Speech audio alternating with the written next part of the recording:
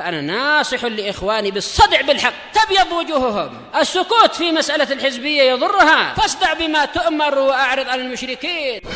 سلامي على دماج ورجالها والشيخ يحيى ودار العلم يا سعد بانيها. إن الحمد لله نحمده ونستعينه ونستغفره ونعوذ بالله من شرور أنفسنا وسيئات أعمالنا. من يهده الله فلا مضل له ومن يضلل فلا هادي له. أشهد أن لا إله إلا الله وحده لا شريك له وأشهد أن محمدا عبده ورسوله صلى الله عليه وعلى آله وأصحابه ومن تبعهم بإحسان إلى يوم الدين. أما بعد. Ikhwanil kiram rahimani wa rahimakumullah. Insyaallah taala mulai malam hari ini kita akan mempelajari salah satu pembahasan yang sangat penting dalam kehidupan seorang muslim dan muslimah, dalam kehidupan kaum mukminin secara umum, yang Allah Subhanahu wa taala perintahkan dalam banyak tempat. Demikian pula Rasulullah sallallahu alaihi wasallam telah bimbingkan dalam banyak hadis beliau sallallahu alaihi wasallam, baik dalam bentuk perintah, anjuran maupun contoh perbuatan beliau, yaitu tidak lain adalah tentang perkara zikir. Tentang perkara zikir yang padanya keutamaan yang sangat banyak, yang seyogianya setiap orang yang mengaku muslim untuk berupaya memiliki bagian pada perkara ini. Nah, oleh karena itulah kita setelah selesai dari kitab Fadlul Islam, nah, insyaallah taala kita akan membahas salah satu kitab yang ditulis tentang zikir-zikir yang sahih dari hadis-hadis Nabi sallallahu alaihi wasallam yang dikarang oleh Syekhuna Yahya bin Ali Al-Hajuri hafizahullah taala dengan judul Al-Ikhtiyar li Ahammi Sihahil Adhkar.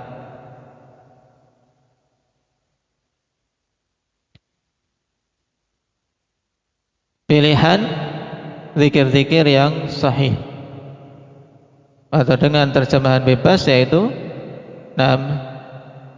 zikir-zikir yang sahih yang terpilih dan terpenting. Karena begitu banyak hadis-hadis tentang zikir Nabi sallallahu alaihi wasallam,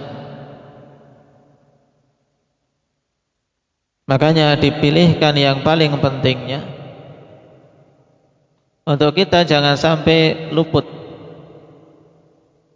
dari zikir-zikir tersebut sebagai bekal kita dalam menjalani hari-hari kita, dan juga dipilihkan yang sahihnya,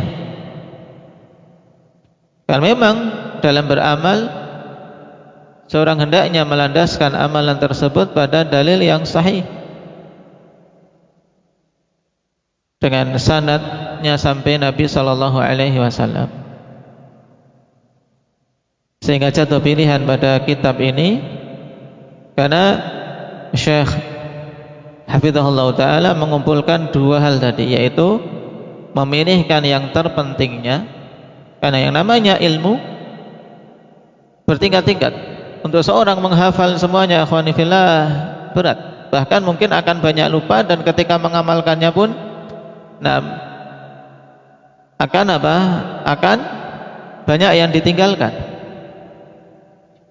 Kemudian yang kedua, beliau pilihkan yang sahihnya, sehingga seseorang tenang dalam mengamalkannya. Di sisi yang lain juga karena beliau sebutkan lengkap dalam bentuk hadis, sehingga seorang penuntut ilmu tidak hanya menghafal bunyi zikirnya saja atau bunyi doanya saja, tapi juga sekaligus menghafal bunyi hadisnya yang dengannya dia mengetahui dalil dari suatu zikir dan dalil dari suatu doa yang diajarkan oleh Nabi sallallahu alaihi wasallam. Dan ini nilai lebih, akhwan, berbeda dengan seandainya kita hanya mempelajari bahwasanya zikir setelah bangun tidur, kemudian cuman bunyinya saja. Naam, alhamdulillahilladzi ahyana ba'dama amatana wa ilaihin nusyur. Ketika ditanya dalilnya mana, bingung. Pokoknya itu yang dihafal sejak kecil. Cuman ketika seorang menghafal lengkap dengan hadisnya, dia akan memiliki nilai lebih. Nah, memiliki nilai lebih, nilai ilmu. Karena tahu, oh ternyata zikir tersebut diriwayatkan dari sahabat fulan dan dikeluarkan oleh Imam Fulani. Sebagaimana nanti insyaallah hadis demi hadis akan kita lewati pada kitab ini. Maka saya nasihatkan kepada para talabah, juga kepada para aba ummahat, juga kepada para banat untuk ihtimam dalam menghafal hadis-hadis tersebut. Nah, kemudian mengamalkan zikir-zikir tersebut yang insyaallah taala banyak dari zikir-zikir itu kita telah mengamalkannya. Berarti nilai lebihnya sekarang ditambah untuk semakin tahu kalau padanya keutamaan tertentu, semakin kuat ihtisab, kuat rasa harap. Kemudian juga menambah dari sisi keilmiahan karena kita tahu dalilnya dari hadis siapa. Baik. Barakallahu fiikum. Kita baca terlebih dahulu muqaddimah dari Syekh hafizahullah taala, karena padanya beberapa fawaid. Bismillahirrahmanirrahim. Alhamdulillah wa asyhadu an la ilaha illallah wahdahu la syarika lah wa anna Muhammadan abduhu wa rasuluh sallallahu alaihi wa ala alihi wa sallam, atau sallallahu wa sallamu alaihi wa ala alihi wa sahbihi wa man ittaba'a hudahu, amma ba'd. Segala puji bagi Allah Subhanahu wa taala, dan saya bersaksi bahwasanya tidak ada ilah yang hak untuk diibadahi kecuali Allah semata, tidak ada sekutu baginya. Dan aku bersaksi bahwasanya Muhammad adalah hamba dan rasulnya. Semoga salawat dan salam senantiasa tercurah kepada beliau dan kepada keluarga beliau serta para sahabat beliau, serta siapa saja yang mengikuti petunjuk beliau sallallahu alaihi wasallam, amma ba'd.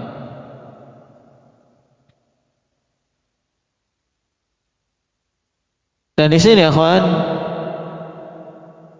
alihi yaitu wa ala alihi ketika digandengkan dengan pengikut, maka yang dimaksud dengan al adalah khusus keluarga Nabi sallallahu alaihi wasallam.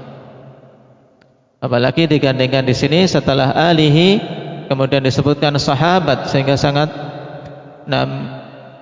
nampak dan gamblang bahwasanya yang dimaksud dengan alihi adalah ahlul bait, keluarga Nabi sallallahu alaihi wasallam serta para sahabat kemudian setelahnya, dan orang-orang yang mengikuti beliau di atas petunjuk-petunjuknya.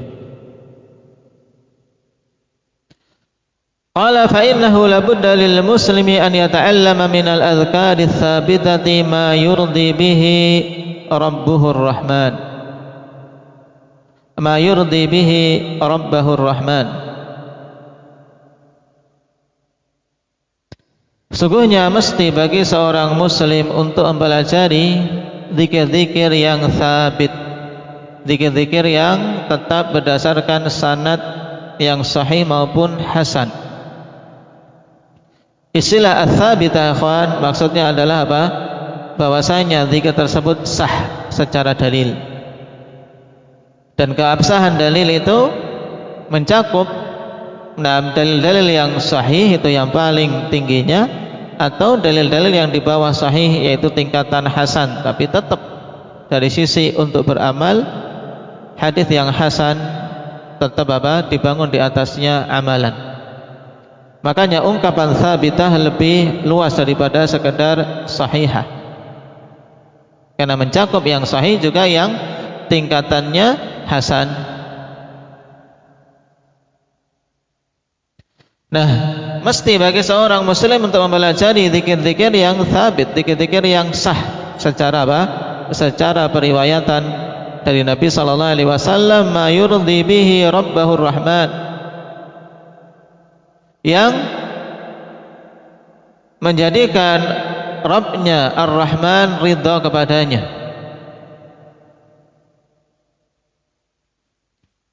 Karena hidupnya kita akhwani fillah, di antara hal terpokok adalah bagaimana kita dalam hidup ini bisa mendapatkan keridhaan Allah Subhanahu wa taala. Dan di antara upaya untuk mendapatkan keridhaan Allah adalah dengan sisi menunaikan perintahnya untuk berzikir kepadanya, mengingat Allah dan tidak melupakannya, memuji Allah Subhanahu wa taala dan tidak mencelanya. Wa yahrizu bihi nafsahu min aduwwihi syaitan, dan dengannya dia bisa membentengi diri dari musuhnya syaitan, yaitu syaitan. Jadi yang pertama tadi, tujuan kita mempelajari zikir-zikir ikhwan yang sabit dari Nabi sallallahu alaihi wasallam adalah apa? Untuk menggapai keridhaan Allah. Kemudian yang kedua, untuk bisa membentengi diri kita dari musuh kita. Karena zikir adalah benteng terkokoh yang dengannya seorang bisa bertahan, bisa terlindungi dari serangan-serangan musuh kita, yaitu syaitan laknatullah alaih, wasairi syururil insi wal jan, dan untuk membentengi diri kita dari keseluruhan keburukan-keburukan manusia maupun para jin. Karena banyak sekali hal-hal yang kita butuh meminta perlindungan kepada Allah Subhanahu wa taala darinya. Dan di antara upaya untuk mendapatkan perlindungan dan memiliki benteng adalah dengan az-zikr. Jadi di paragraf ini Syekh Hafizahullah Ta'ala mengisyaratkan bahwasanya seorang ikhwan harus memiliki bagian untuk mempelajari permasalahan zikir, yang padanya dua hal pokok dari tujuan kita mempelajari ini, yaitu yang pertama, yang paling utama adalah apa? Untuk bisa mendapatkan keridhaan Ar-Rahman. Yang kedua, untuk bisa membentengi diri kita dari musuh-musuh kita. Musuh kita yang paling pokok siapa? Putra? Syaitan. Nah, dan syaitan itu dari dua jenis, syaitanun minal insi dan minal jin. Dari jenis manusia juga jadi jenis para jin. Jadi jangan dikira syaitan itu hanya kalangan jin saja yang tidak terlihat oleh mata kepala kita. Tapi di sana banyak syaitan-syaitan bergentayangan dalam bentuk manusia yang senantiasa mengajak teman-temannya pada keburukan, yang memberikan gangguan-gangguan kepada orang-orang saleh dalam upaya mewujudkan kesolehan dan melaksanakan ketaatan. Maka ini dua hal pokok kita belajar tentang permasalahan az-zikir, tujuannya itu. Adapun faedah-faedah zikir itu sendiri sangat banyak. Kata Syekh Hafizahullah Ta'ala setelahnya, walau lam yakun min fawaidiz zikri illa anna man dzakarallaha dzakara wa man syakarallaha syakara.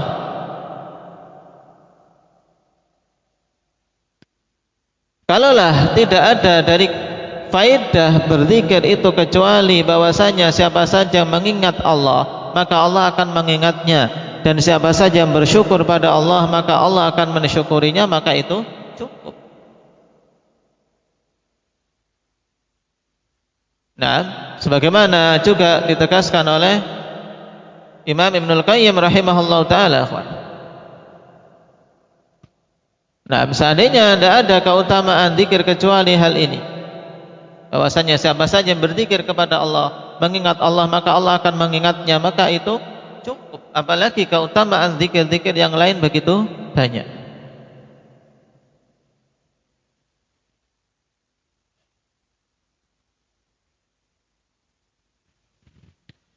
Qala Allah tabaraka wa ta'ala, fadhkuruni adhkurkum washkuruli wa la takfurun. Ingatlah aku, kata Allah Subhanahu wa ta'ala, berzikirlah kalian kepadaku, maka aku akan mengingat kalian. Washkuruni wa la takfurun, dan bersyukurlah kalian kepadaku, jangan kalian berbuat kufur, jangan kalian mengkufuriku. Nah,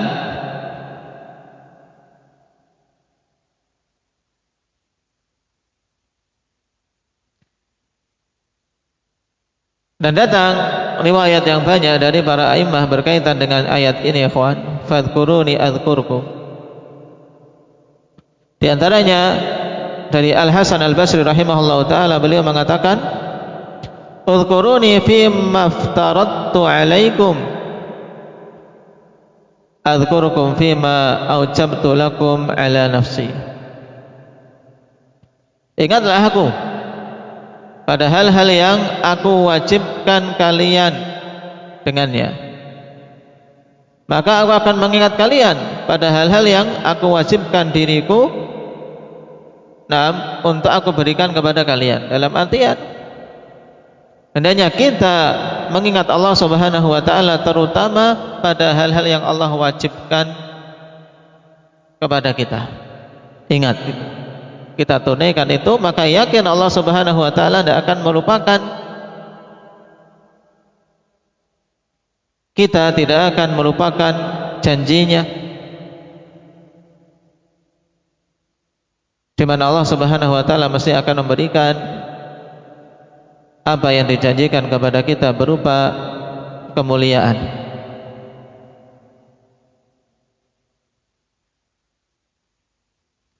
Dan juga Rasulullah sallallahu alaihi wasallam telah menegaskan dalam hadis qudsi, di mana Allah Subhanahu wa taala berfirman, wa ana ma'ahu idza dzakarani,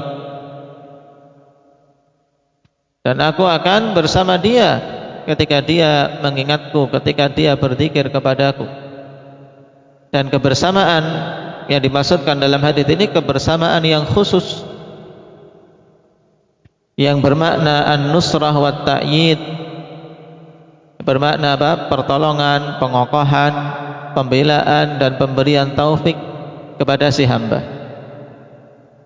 Maka sebenarnya pada ayat ini, ikhwan, sudah terkumpul semua apa? Semua keutamaan-keutamaan zikir. Fadhkuruni adhkurkum. Karena hamba kalau sudah diingat oleh Allah, tidak dilupakan oleh Allah, tidak ditinggalkan oleh Allah, maka Allah akan membelanya. Allah akan membelanya.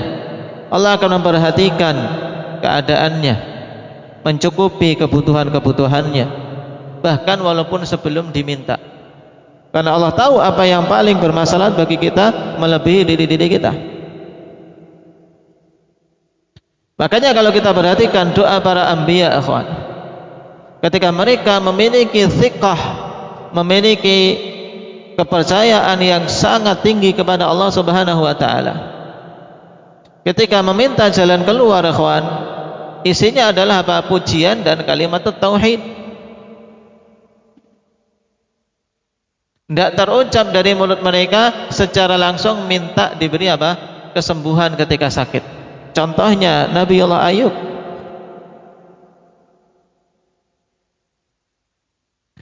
Ketika ditimpa penyakit yang begitu lama sampai menjadikan orang-orang sekitarnya jijik,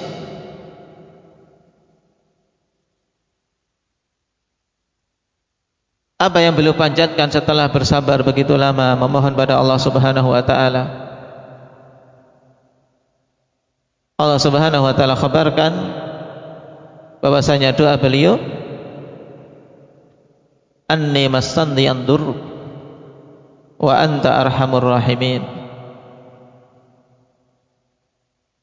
Ya Allah, sungguhnya aku tertimpa kemandaratan dan Engkau adalah zat yang maha luas rahmatnya.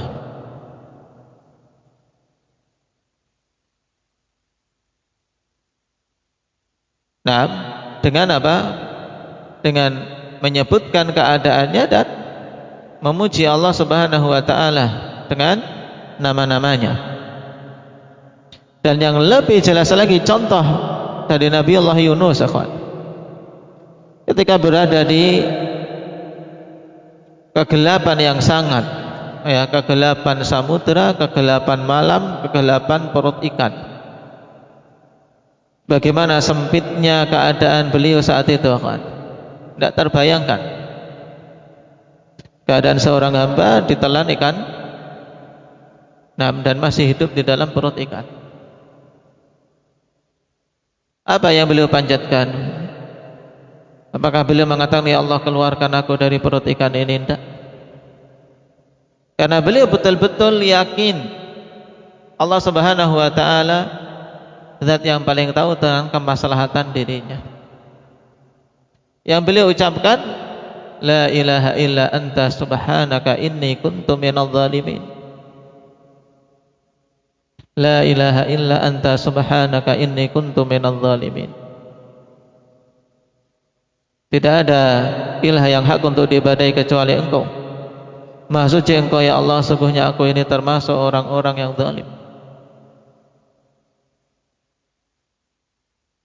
Yang Allah Subhanahu wa taala katakan, laula annahu kana minal musabbihin la labitha fi batnihi ila yaumi yub'atsun. Kalaulah bukan karena dia itu termasuk orang-orang yang senantiasa bertasbih, berzikir pada Allah walaupun dalam kondisi paling sempit, yang diingat Allah Subhanahu wa taala tetap. Seandainya dia tidak bertasbih pada Allah, tidak mengingat Allah, tidak berzikir pada Allah, maka dia akan terus-menerus berada di dalam perut ikan itu sampai hari kiamat.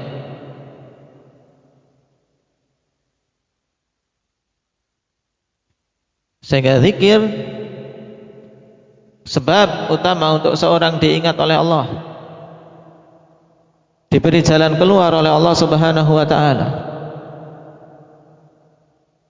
Nah, maka jangan meremehkan perkara ini, Allah Subhanahu wa taala Maha tahu apa yang kita butuhkan, Maha tahu apa yang paling bermaslahat bagi kita, dan Maha tahu mana yang bermanfaat bagi kita sehingga dijauhkan dari kita. Nah,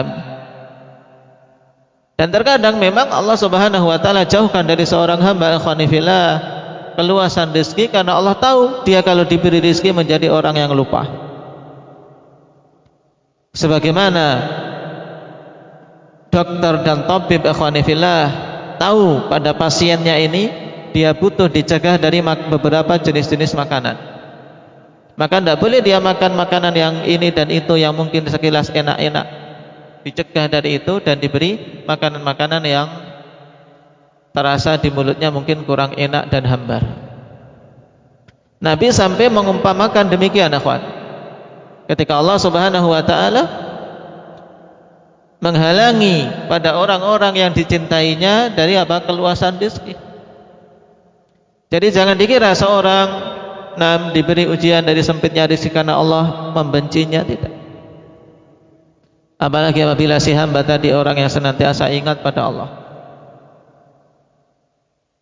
Bisa saja dia disempitkan itu karena memang Allah sayang kepadanya, tidak ingin si hamba ini begitu terlena dengan dunia, sebab tipenya tidak mampu untuk pegang harta yang banyak, mudah kesombongan masuk padanya, mudah lupa dengan tujuan hidupnya, dan seterusnya. Fadhkuruni adzkurkum. Ya, berzikirlah kalian kepadaku, ingatlah kalian kepadaku, maka aku akan mengingat kalian. Washkuruni wala takfurun. Dan bersyukurlah kalian kepadaku, jangan kalian kufur. Qala fil haditsil qudsi al-muttafaq alaih an Abi Hurairah radhiyallahu anhu. Dan dalam hadits qudsi yang muttafaqun alaih dari Abi Hurairah radhiyallahu anhu, yaqulullahu subhanahu wa ta'ala, ana 'inda dhanni 'abdi bi wa ana ma'ahu idza dzakarani fa in dzakarani fi nafsihi dzakartuhu fi nafsi wa in dzakarani fi mala'in dzakartuhu fi mala'in khairin minhum.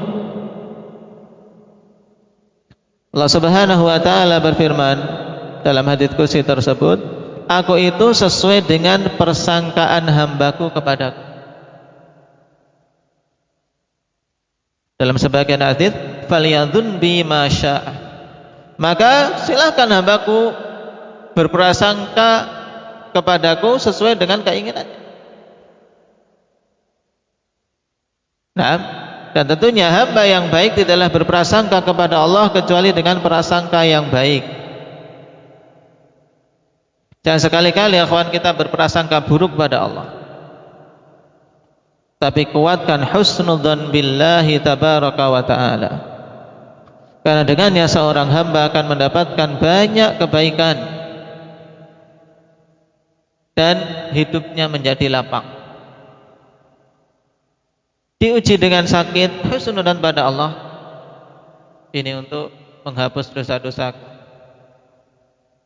Satu hari kok rezekinya berkurang, penghasilannya berkurang, husnudzan pada Allah Subhanahu wa ta'ala, bahwasanya itu memang yang terbaik baginya saat itu. Naam, ana 'inda dhanni 'abdi bi wa ana ma'ahu idza dzakarani, dan aku bersamanya tatkala dia mengingatku. Sebagaimana disebutkan tadi bahwasanya kebersamaan ini kebersamaan apa, Zakaria? Kebersamaan yang khusus atau umum? Kebersamaan yang khusus yang berupa apa? Afif.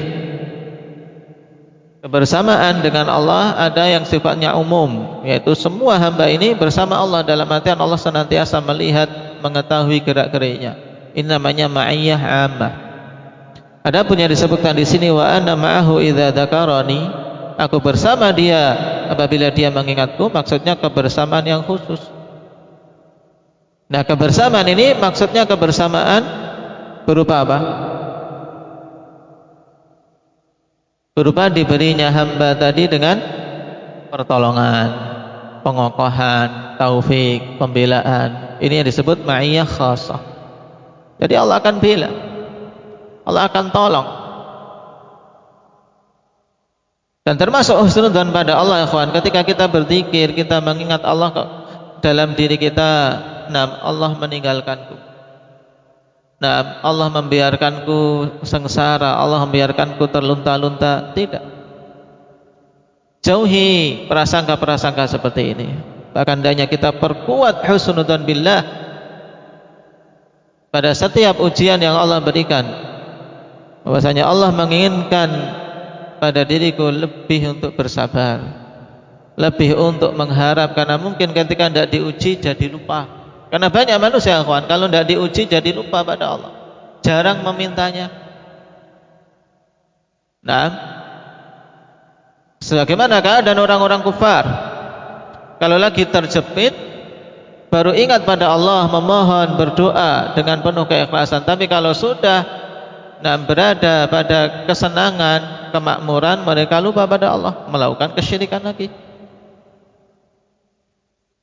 Dan ini juga banyak dari kita, kawan, merasa betul-betul butuh kepada Allah ketika ada ujian. Ketika ada ujian. Terkadang ujian itu lama, karena memang Allah menginginkan agar kita hatinya itu melembut, merunduk pada Allah Subhanahu wa taala. Karena mungkin ketika Anda diuji akan menjadi keras, kaku dan lupa. Jadi upaya untuk memperkuat husnudzon demikian. Fa in dzakarani fi nafsi dzakartuhu fi nafsi. Apabila dia mengingatku pada dirinya, berzikir dalam keadaan sendirian, maka aku pun akan mengingat dia pada diriku. Diingat si hamba itu oleh Allah. Wa in dzakarani fi mala'in dzakartuhu fi mala'in khairin minhum. Apabila dia mengingatku dan menyebutku pada apa? Pada sekumpulan manusia di majelis-majelis ilmu misalnya, kita saling mengingatkan untuk kita mengingat Allah, kita berzikir kepada Allah, maka Allah pun akan menyebutnya di makhluk yang lebih utama darinya, yaitu di sisi para siapa? Malaikat.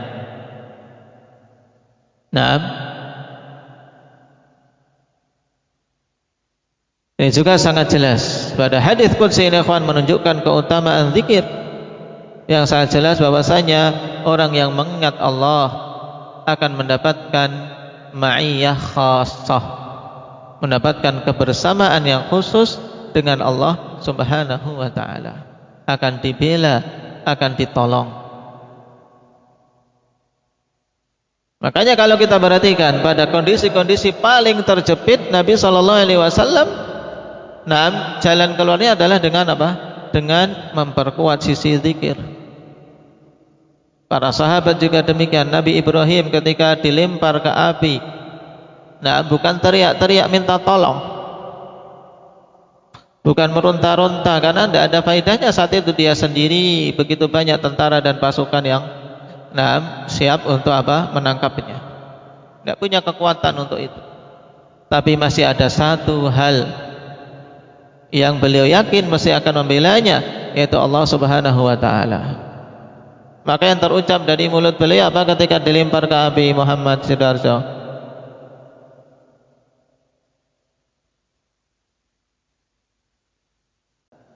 Taib, hasbunallah wa ni'mal wakil. Hasbunallah wa ni'mal wakil.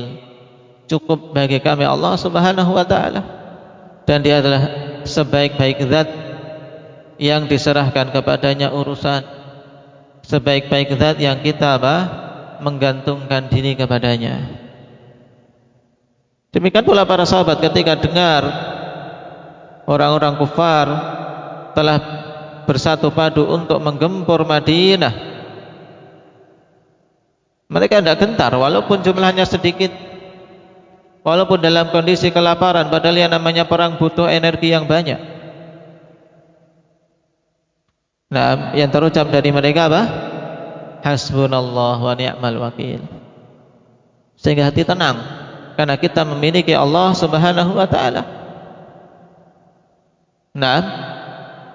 Maka tidak pantas, ikhwan, seorang muslim kok stres. Seorang mukmin kok stres, tidak pantas.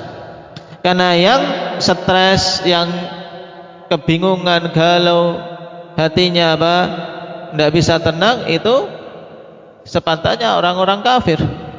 Kenapa? Karena mereka tidak memiliki zat yang menjanjikan untuk membela mereka. Sedangkan mukmin memiliki Allah Subhanahu wa taala sebagai pembelanya yang mencukupi dan menjanjikan jalan keluar bagi mereka. Fa inna ma'al usri yusra, inna ma'al usri yusra. Nah, bersama setiap kesulitan ada kemudahan. Dan bersama kesulitan tersebut ada kemudahan yang lain. Allah janjikan 2 kemudahan untuk 1 kesulitan. Maka jangan sampai seorang terkecoh dengan godaan syaitan, menganggap bahwasanya hidup ini sulit, tidak ada mudahnya sama sekali. Allah janjikan 2 kemudahan kok pada 1 kesulitan.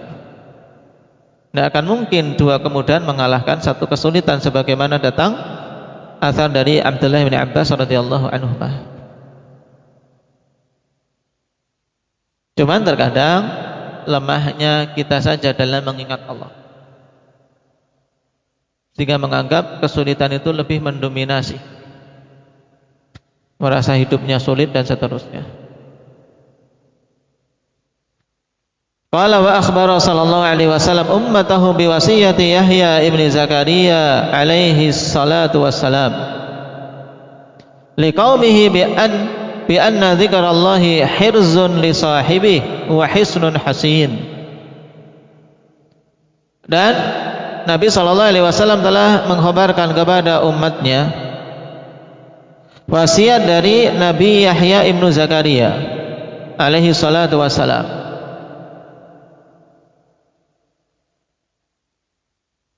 Di sini juga akhwan menunjukkan disunnahkannya juga untuk bersalawat kepada para anbiya. Jadi mengucapkan sallallahu alaihi wasallam atau alaihi salatu wassalam itu tidak hanya khusus bagi Nabi kita Muhammad saja, tapi juga disunnahkan untuk diucapkan kepada para nabi-nabi yang lain. Naam. Taib. Bagaimana kemarin disebutkan oleh Syekh Salim hafizahullah taala, hadis sallu alal anbiya fa inna Allaha ba'athahum kama ba'athani. Bersalawatlah kalian kepada para nabi, karena sesungguhnya Allah telah mengutus mereka sebagaimana Allah mengutusku.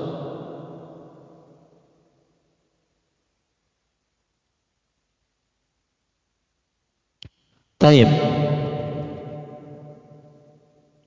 Nah, Nabi kita Muhammad sallallahu alaihi wasallam mengkhabarkan wasiat Nabi Yahya ibnu Zakaria alaihi salatu wassalam kepada kaumnya, bahwasanya zikrullah itu, mengingat Allah itu, berzikir adalah hirzun li sahibih, merupakan apa? Benteng, merupakan tameng bagi orang yang melakukannya, dan hisnun hasin, dan benteng yang sangat kokoh. Nah, namanya tameng dan benteng untuk apa? Membentengi kita dari siapa? Dari musuh, ya kan? Karena hidup kita, ikhwan, banyak sekali musuh-musuh yang ingin mencelakakan kita agar kita celaka di akhirat, yaitu syaitan. Sebagaimana iblis, bapak para syaitan, telah bersumpah kepada Allah Subhanahu wa taala bahwasanya dia akan menggelincirkan, akan menggoda semua manusia untuk mendapatkan teman sebanyak-banyaknya di neraka. Qala kama fil hadits sahih 'anil Harits al-Asy'ari radhiyallahu anhu annahu qala fa inna mathala dzalika kamathali rajulin kharaja al-'aduwwu fi atharihi sira'an. Sebagaimana dalam hadits yang sahih dari Al-Harits al-Asy'ari radhiyallahu anhu, bahwasanya beliau mengatakan, yaitu Yahya bin Zakaria mengatakan, sungguhnya permisalan orang yang berzikir itu seperti seorang laki-laki yang musuh keluar mengejar di belakangnya dengan cepat. Seorang berlari, di belakangnya musuh mengejar dengan cepat. Kira-kira kondisi ini bagaimana untuk bisa selamat? Hatta idza ata ala hisnin hasinin fa ahraza nafsahu minhum. Sampai tatkala dia mendatangi benteng yang sangat kokoh, dia melindungi dirinya di dalam benteng itu dari kejaran musuh tersebut. Ada benteng sehingga bisa selamat. Kadzalikal 'abdu la yuhrizu nafsahu minasyaitani illa bidzikrillah. Demikian pula hamba tidaklah dia bisa melindungi dirinya dari syaitan kecuali dengan zikrullah. Jangan takabur, jangan menyombongkan diri untuk melawan syaitan sendirian, ikhwan. Kita lawan syaitan, kita hadapi syaitan, tidak, bahkan kita butuh berlindung. Di suatu benteng, butuh memiliki tameng, yaitu tidak lain adalah zikrullah.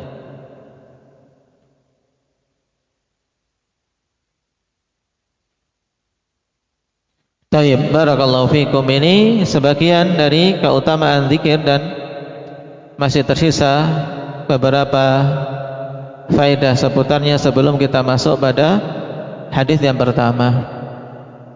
Nah, jadi diingat-ingat. Kita belajari ini, ikhwan, tujuan utamanya tadi.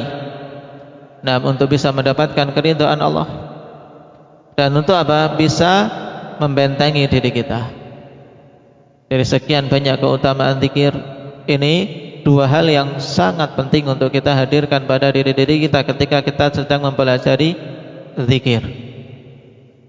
Nah, belum lagi keutamaan-keutamaan masing-masing zikir yang insyaallah akan kita pelajari, kita baca, kita lihat dari hadis-hadis Nabi sallallahu alaihi wasallam tentang keutamaan masing-masing zikir yang beliau ajarkan. Tapi maka ijtahidu. Nah, bagi yang belum punya kitabnya berusaha untuk memiliki kitabnya. Nah, dan bagi para thalabah untuk dihafal ya hadis-hadisnya. Berarti kalau pas malam ini setorannya apa? Setorannya hadis ini. Kalau pas malam pelajaran ini. Dan waktunya ikhwan untuk sementara ini berarti mengambil jatah hari Sahih Muslim, yaitu malam ini dan malam besok. Sedangkan untuk malam Jumat kita gunakan untuk apa? Daras aba, sebagaimana hari Kamisnya untuk daras ummahat, untuk ganti yang hari Ahad. Taib, cuman letaknya di sini saja.